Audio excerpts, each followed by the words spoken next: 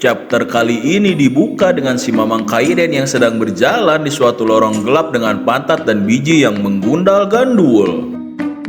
Beliau pun tak sengaja melihat kalau para kucing peliharaan Jiu sedang tertunduk lesu dan dengan corong di sekitar leher mereka.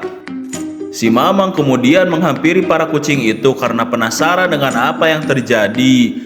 Namun tiba-tiba terdengar sebuah percakapan di balik pintu kaca di mana mereka memanggil pasien selanjutnya yang tentu saja itu adalah si Mamang sendiri. Dan sontak si Mamang yang tahu kalau kejantanannya akan direnggut ini pun langsung panik dan menjerit ketakutan. Ya, ternyata hal tersebut hanyalah mimpi buruk dari si Mamang belaka, tapi karena masih terbayang-bayang ia pun gemetar ketakutan sambil memegangi bijinya. Dengan panik beliau pun langsung bangun dan penasaran apakah kejantanannya itu masih utuh atau tidak. Ya, karena hal berharganya masih utuh menggantung, ia pun merasa lega dan anehnya ia malah kemudian ngantuk kembali karena semenjak menjadi kucing, ia selalu saja mengantuk tatkala terkena sinar matahari sore. Apalagi ia merasa bosan harus menunggu kepulangan Jiu dari pertemuannya dengan sang teteh ketua. Dan tanpa aba-aba si kucing gendut bahenol itu pun kembali tergeletak tidak walakaya dan kembali molor sambil ngorok dengan pulas. Scene pun kini berpindah ke grup Xinhua di mana In Hyuk sedang menjelaskan keikutsertaan Jiu dalam event sebelumnya yang ternyata itu adalah pelatihan di Akademi Waken.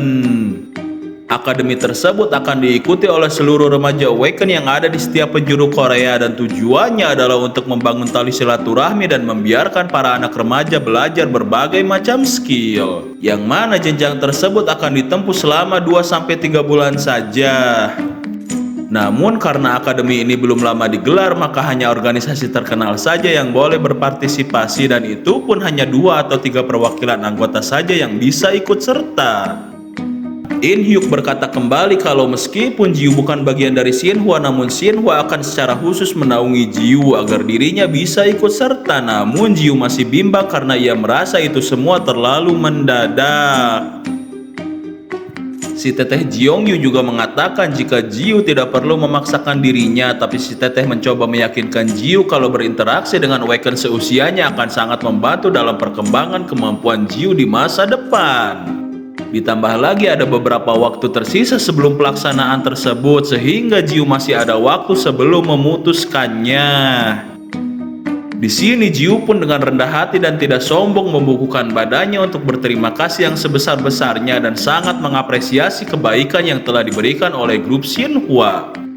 Bahkan saat ia pergi pun ia masih saja sempat pamitan dengan penuh sopan santun dan di sisi lain In Hyuk selalu merasa jika setiap kali berinteraksi dengan Jiu ia selalu mendapatkan perasaan dan energi yang positif.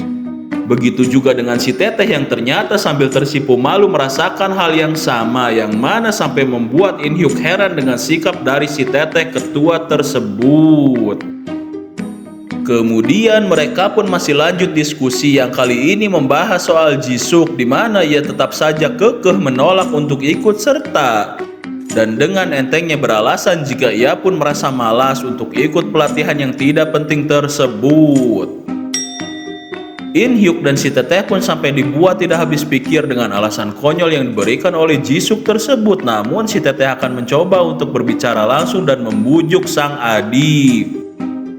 Scene pun kini berpindah kembali ke rumah Jiu di mana si Mamang Kaiden dengan nikmatnya nguliat sambil meregangkan badan dan tiba-tiba langsung dikerumuni oleh para kucing kecil yang tentu saja merayu dirinya agar si Mamang mau mengambilkan makanan untuk mereka. Si Mamang pun menuangkan makanan kucing tersebut yang mana malah mirip mama yang sedang menyiapkan makanan untuk para balita kecilnya. Namun ia pun melihat si Abu yang malah diam saja dan bahkan tidak menggubris saat si Mamang menyuruhnya makan. Lalu si Mamang Kaiden pun emosi dan dengan nada penuh ancaman ia pun memaksa agar si Abu ikut bergabung. Sehingga si Abu pun dengan patuh langsung ikut botrang bersama para kucing kecil. Setelah itu si Mamang dermawan dan baik hati ini pun akan memberikan cemilan penutup untuk mereka masing-masing dan kemudian Jiu pun pulang serta merasa terkejut karena senang kalau kucingnya telah dirawat oleh sang Mamang Kaiden. Si Mamang di sini pun penasaran kenapa Jiu sampai mendadak disuruh untuk pergi ke grup Xinhua. Namun di sini Jiu terlihat bimbang dan ingin sekali mendiskusikan hal tersebut.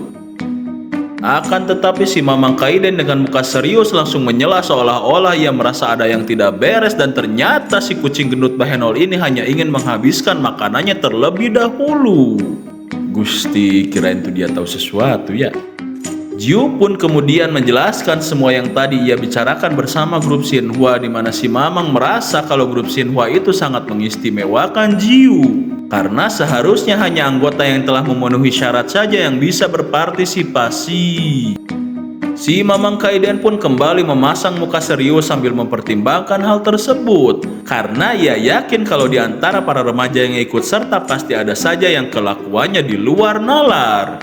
Maka dari itu hal tersebut pun akan sangat bagus bagi perkembangan Jiu jika ia bisa menyaksikan sendiri kegilaan yang dilakukan oleh para Waken.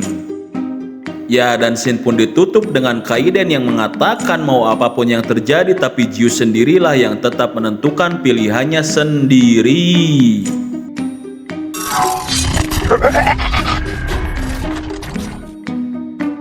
Chapter kali ini pun dibuka di kediaman rumah Jiu kembali, di mana Jiu sedang melakukan meditasi mengumpulkan energi alam. Dalam sesi meditasinya itu Jiu pun masih saja kepikiran tentang betapa luar biasanya metode tersebut hingga membuatnya bisa berkembang lebih cepat, dan tentu hal tersebut tidak lain dan tidak bukan adalah berkat sang coach Kaiden. Kemudian Jiu pun sudah menetapkan pilihannya, di mana ia telah memutuskan untuk pergi ke Akademi Waken, yang jelas membuat si coach Kaiden pun tersenyum senang. Kini scene pun berpindah ke jalanan yang memperlihatkan Win seperti biasa sedang rutinan memberi makan para kucing. Ia pun lalu disapa oleh Jiu yang menghampirinya dengan perasaan riang gembira. Kemudian mereka pun berangkat ke sekolah bersama, dan Jiu menceritakan kalau ia telah ditawari oleh grup Xinhua untuk memasuki Akademi Awaken melalui jalur khusus. Yang mana tidak jauh berbeda dengan Win, ia pun mendapat tawaran yang sama dari pihak asosiasi. Lalu Jiu pun penasaran mengenai keputusan dari Win, di mana Win menimpali kalau dirinya masihlah bimbang untuk memutuskan hal tersebut. Ya, tiba-tiba muncullah Jisuk yang ikut nimbrung karena ia penasaran dengan apa yang mereka sedang bicarakan. Dan Jiu memberitahukan jika dirinya mendapat tawaran dari si teteh ketua untuk berpartisipasi ke dalam Akademi Awaken. Setelah mendengar itu, rasa penasaran dari Jisoo pun sirna karena ia sudah bosan dengan acara yang serupa. Yang mana meskipun Akademi Awaken baru pertama kali digelar, namun ia sudah sering menghadiri acara khusus yang dibuat oleh para pemimpin organisasi untuk mempertemukan para penerusnya, dan Jisoo merasa kalau hal tersebut sangatlah sia-sia. Namun Jiu berharap jika Jisuk ikut berpartisipasi, apalagi Jisuk merupakan anggota terkuat dari grup Xinhua di antara para remaja seusianya. Dan ya, tentu saja pujian tersebut membuat Jisuk tersipu malu, tapi konyolnya ia malah makin songong karena Jisuk juga mengaku sebagai remaja terkuat di antara organisasi yang lainnya. Meskipun mengetahui kalau Jisuk tidak mau ikut serta, tapi Jiu tetap akan pergi ke akademi karena Jiu merasa antusias dan tidak sabar dengan banyaknya hal baru yang ada di sana. Jiu juga mengatakan kalau ia mungkin saja akan pergi sendiri karena Win di sini juga belum memutuskan hal itu. Akan tetapi Win tanpa pikir panjang langsung mengatakan bahwa dirinya akan ikut berpartisipasi, dan sontak hal itu pun membuat Jisuk terdiam serta merasa terkucilkan. Kemudian Jiu pun mencoba mengajak agar Jisuk mau ikut bersama mereka, dan dengan pedenya Jisuk mengatakan jika ia akan ikut karena Jiu sudah repot-repot memohon kepada dirinya. Ya, Jiu pun sekarang merasa sangat senang dan mereka pun berjalan bersama ke sekolah. Kini scene berpindah ke grup Xinhua, di mana terlihat kalau ada dua remaja yang sedang membungkuk sambil mengucapkan rasa terima kasih yang sangat dalam karena mereka berdua telah diberikan kesempatan untuk bisa berpartisipasi ke dalam Akademi Awaken. Setelah keluar dari ruangan itu, mereka pun mengungkapkan kalau mereka selalu merasa gugup setiap kali berhadapan dengan sosok Anggun sang teteh ketua Jeongyu.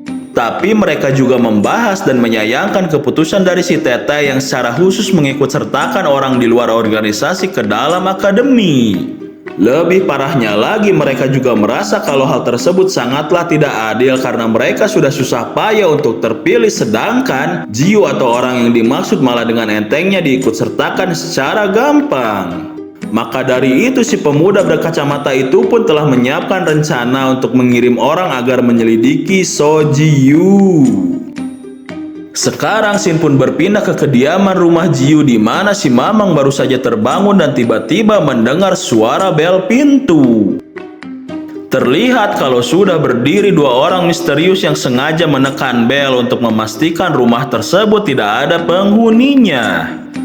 Kemudian mereka berdua pun dengan cara mengendap-endap mulai masuk ke dalam rumah Jiu, tapi mereka dikagetkan karena mendapati kalau ada kucing gendut bahenol yang tiba-tiba berdiri di dekat pintu. Ya, meskipun mereka kaget melihat bentuk dan bumbulekan si Mamang, tapi mereka pun mulai memeriksa rumah Jiu. Akan tetapi di sisi lain si Mamang heran karena dua orang tersebut ternyata bukan berniat untuk merampok. Dan ya, scene ini pun ditutup dengan si Mamang yang malah menduga kalau kedua orang tersebut bukanlah perampok melainkan pasukan terlatih.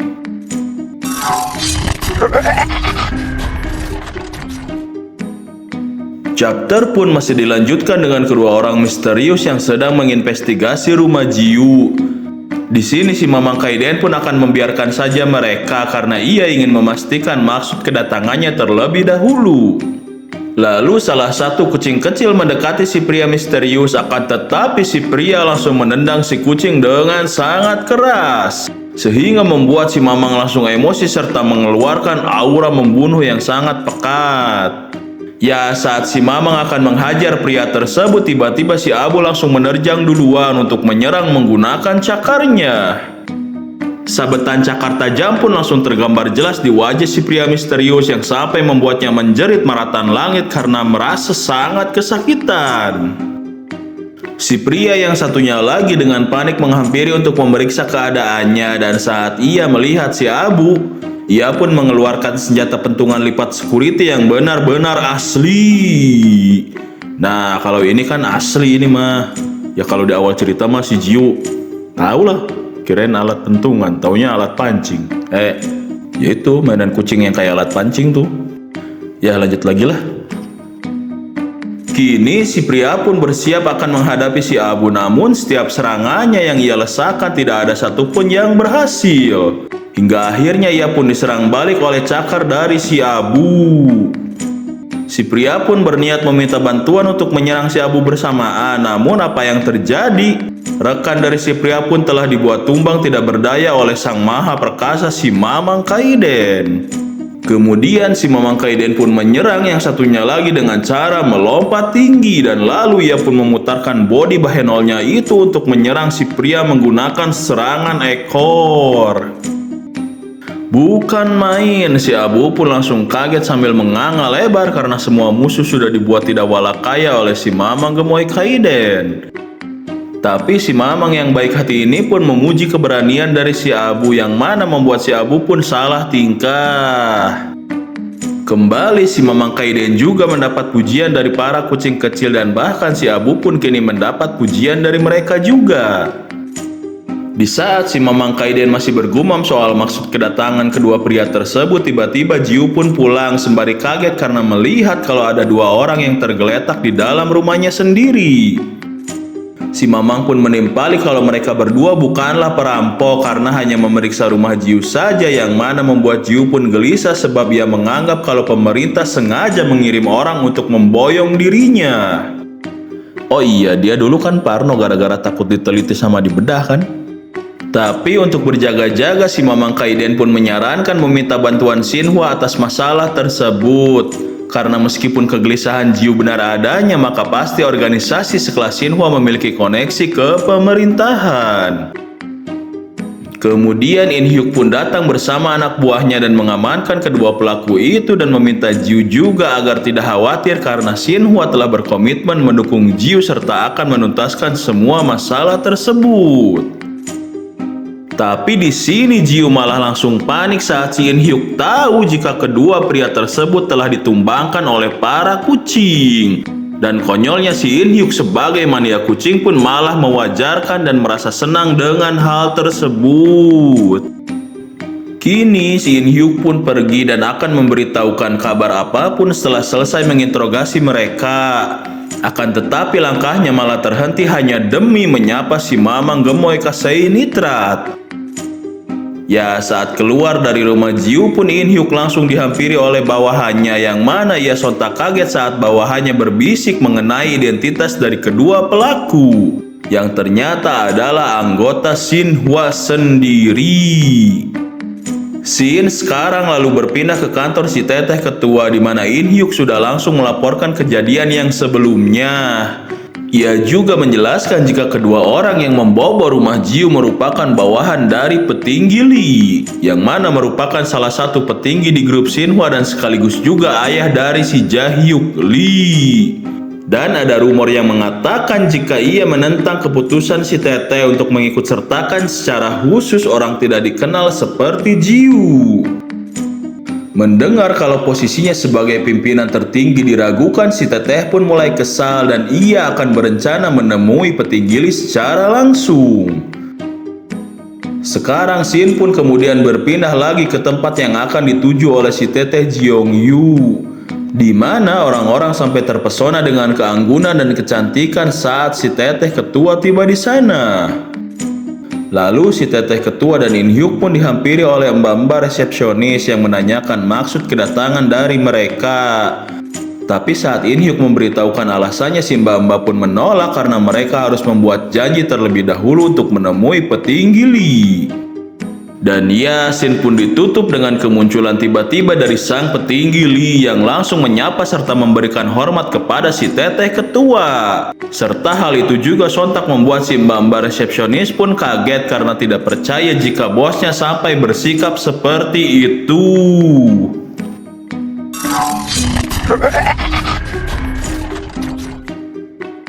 Scene pada chapter ini dibuka di kantor sang petinggi Lee, di mana ia meminta maaf kepada sang teteh ketua karena tidak bisa menyambutnya secara layak. Sambil diiringi dengan rasa gugup disertai dengan keringat dingin juga, si petinggi Lee pun heran dengan gerangan apa yang sampai membuat si teteh ketua datang menemuinya secara tiba-tiba. Ya, di sini In Hyuk pun mulai angkat bicara dengan langsung to the point menanyakan masalah tentang So Ji-yu. Namun si petinggi Lee berdalih kalau ia hanya pernah mendengar rumor tentangnya saja. Yang mana hal itu pun sontak membuat In Hyuk tanpa basa-basi langsung menuduh si petinggi Lee kalau ia terlibat dengan kejadian yang sebelumnya. Karena merasa terfitnah, si petinggi Lee pun sambil emosi terus-terusan berdalih dan berlagak tidak tahu. Tapi In Hyuk dengan tegas mengatakan kalau para pelaku terbukti merupakan orang-orang bawahan langsung dari si petinggi Lee. Dengan bukti yang telah In Hyuk katakan, si petinggi Lee pun tidak bisa berkata apa-apa lagi. Namun sebenarnya ia pun sungguh tidak tahu dengan masalah tersebut dan menduga jika semua ini adalah ulah dari anaknya sendiri.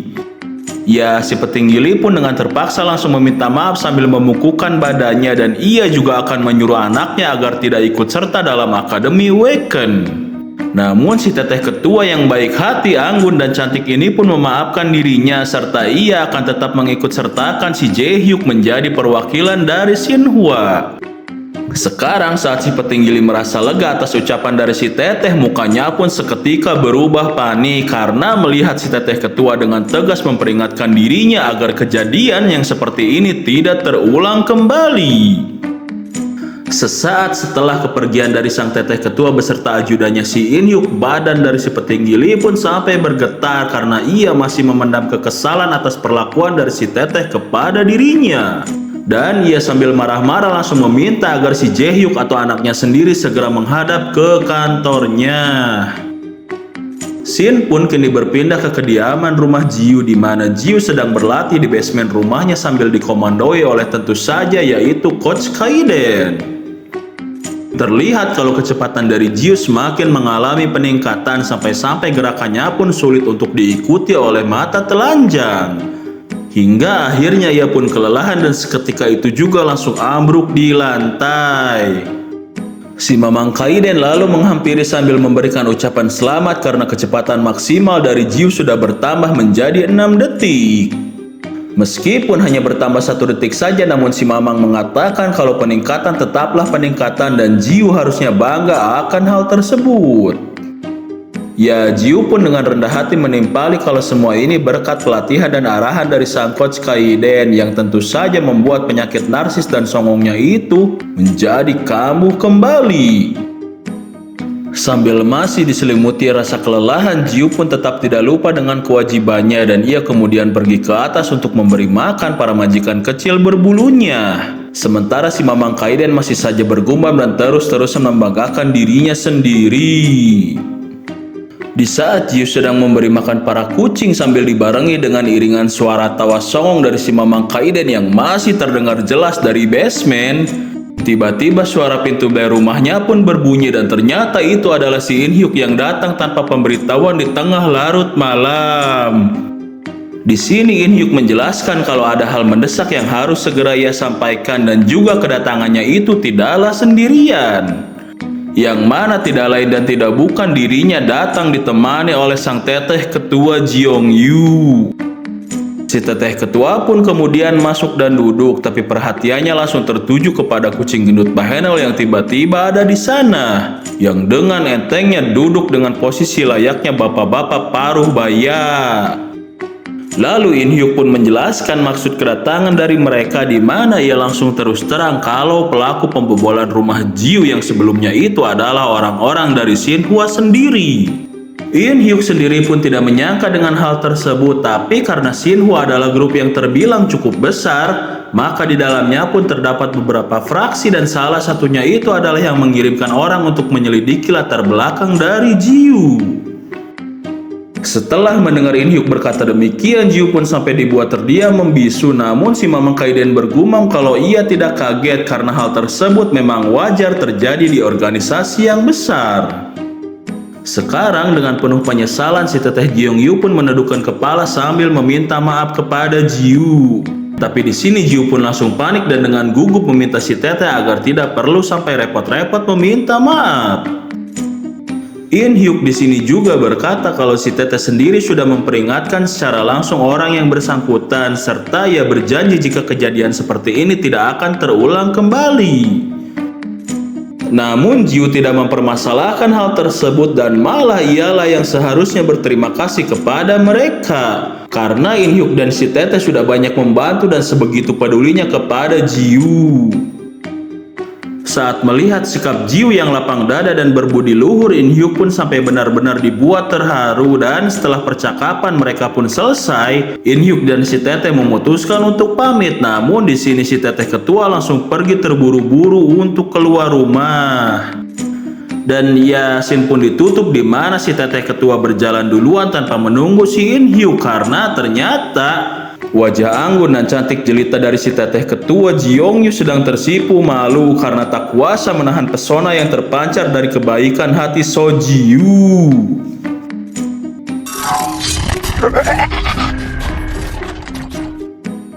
Chapter pun dibuka di mana dalang dari insiden pembobolan rumah Jiu atau si Jae-hyuk dengan penuh penyesalan meminta maaf kepada sang teteh ketua. Ya, namun sebenarnya itu bukanlah rasa penyesalan, melainkan ketakutan akibat sebelumnya ia telah dimarahi dan dibentak habis-habisan oleh ayahnya sendiri. Yang murka karena beliau dengan terpaksa harus merendahkan dirinya di hadapan sang teteh ketua yang notabene jauh lebih muda daripada dirinya sendiri. Sejenak si pemuda bermata empat ini pun merasa lega karena si teteh ketua memaafkan dirinya, namun mukanya langsung berubah pucat tatkala si teteh dengan tegas mengatakan tidak akan memberinya kesempatan lagi jika hal tersebut masih terulang. Setelah keluar dari ruangan, si Jae-hyuk pun bukannya introspeksi atau muhasabah diri, melainkan dirinya masih saja belum terima dan malah ia berencana akan membalas dendam ke Jiu. Saat berada di tangga, ia pun berpapasan dengan Jisuk dan mencoba untuk menyapanya, namun konyolnya Jisuk sama sekali tidak ingat dengan pemuda berkacamata tersebut.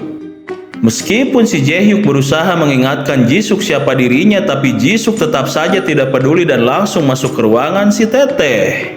Yang mana hal itu pun membuat si Jae-hyuk kesal karena Jisuk masih sama saja arogannya seperti dulu. Ya, kedatangan tiba-tiba dari Jisuk ke kantor si teteh ini membuat In-hyuk heran karena tidak biasanya Jisuk datang pagi-pagi begini. Dan dengan malu-malu sambil garuk-garuk kepala, Jisuk pun menuturkan jika ia akan pergi ke Akademi Awaken yang sontak membuat si teteh dan In-hyuk kaget sampai matanya pun terbelalak. Jisuk di sini beralasan kalau ia tidak mau menyebabkan masalah, apalagi dirinya memiliki posisi penting di Shinhwa sebagai adik dari sang teteh ketua.